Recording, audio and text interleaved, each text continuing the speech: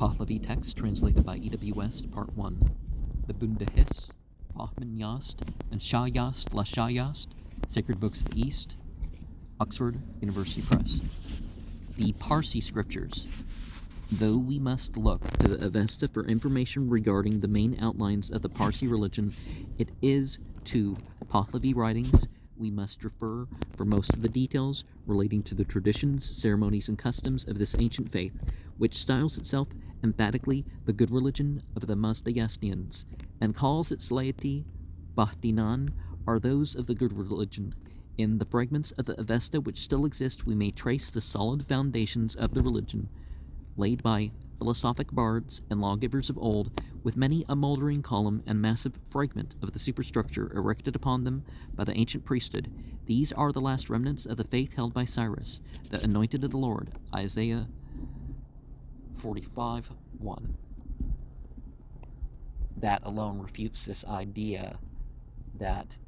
there's only one Messiah. The righteous one, Isaiah 41:2, that refutes the idea that the tribe of the Israelites are the tribes that are the Israelites is a requirement for,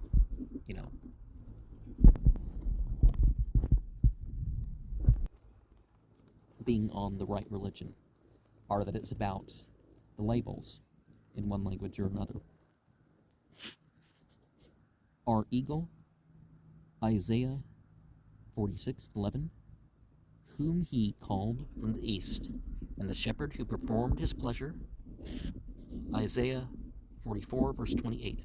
scattered fragments of the creed professed by Darius in his inscriptions when he attributes its success to the will of Ramazda, and moldering ruins of the comparatively pure religion of Oriental barbarism, which Alexander and his civilizing Greek successors were unable wholly to destroy, and replaced by their own idolatrous superstitions, while in the Pahlavi text we find much of the medieval edifice built by latter Persian priestcraft upon the old foundations, with the strange mixture of old and new materials, and exhibiting the usual symptoms of declining powers, a strong insistence upon complex forms and minute details, with little of the freedom of treatment and simplicity of outline characteristic of the ancient bards. To understand the relationship between these two classes of Parsi sacred writings, it must be observed that the Avesta and Pahlavi of the same scripture taken together form its Avesta and Zand, terms which are nearly synonymous with revelation and commentary. Both words are derived from verbal roots implying knowledge, Avesta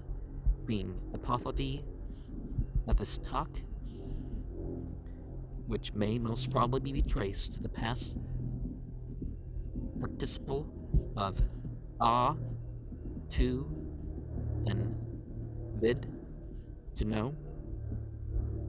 with the meaning of what is announced or declaration, and zan being the Pahlavi form of the Avesan za inte, traceable in the word za intes, must be referred to the root zan, to know, with the meaning of knowledge, understanding. European scholars, misled probably by Islamic writers, had converted the phrase Avesta and Zand into Zend Avesta. That actually turns out to be their own doing, but there were misunderstandings by people of all groups, right? And have further identified Zand with the language of the Avesta. And this use of the word Zand, however, is quite at variance with the practice of all Parsi writers who have been independent of European influence, as they apply the term Zand only to the Pahlavi translations and explanations of their sacred books, the original text of which they call Avesta, so that when they use the phrase Avesta and Zand, they mean the whole of any scripture, both the Avesta text and Pahlavi translation and commentary, and the latter being often their only means of understanding the former, has now become of nearly equal authority with the Avesta itself. While there's more detail to it at the least, it is probable indeed that the first Zond was really written in the Avesta language, as we find many traces of such Avesta commentaries interpolated both in the Avesta and Pahlavi texts of the Parsi scriptures, but this is rather a matter of European influence than of Parsi belief. The latter, our Pahlavi Zond, appears also in many places to be merely a translation of the earlier, our Avesta Zond, with additional explanations offered by the Pahlavi translators. While it's clear that the Pahlavi texts are largely Bibles, compiled text from different sources trying to work out a narrative, it doesn't mean that it's not an authentic or even good attempt at a sacred history. It's just, regarding the sacredness of these Pahlavi translations in the eyes of the Parsis, there can be no manner of doubt, so far as they cannot be shown to be inconsistent with the original Avesta text. But besides these translations, there is another class of Pahlavi religious writings whose authority is more open to dispute.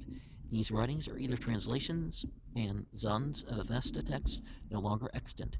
or they contain the opinions and decisions of high priests of later times. When the Pahlavi language was on the decline, such writings would hardly be considered of indisputable authority by any Parsi of the present day, unless they coincided with his own preconceived opinions. But for outsiders, they have the inestimable value, either of supplying numerous details of religious traditions and customs which would be vainly sought for elsewhere, or of being contemporary records of the religious ideas of the Parsis in the declining days of their Mazdayastian faith. It is with a few of such writings that this volume has to deal. But before describing them more minutely, it will be desirable to give them some account of the Pahlavi language in which they were written.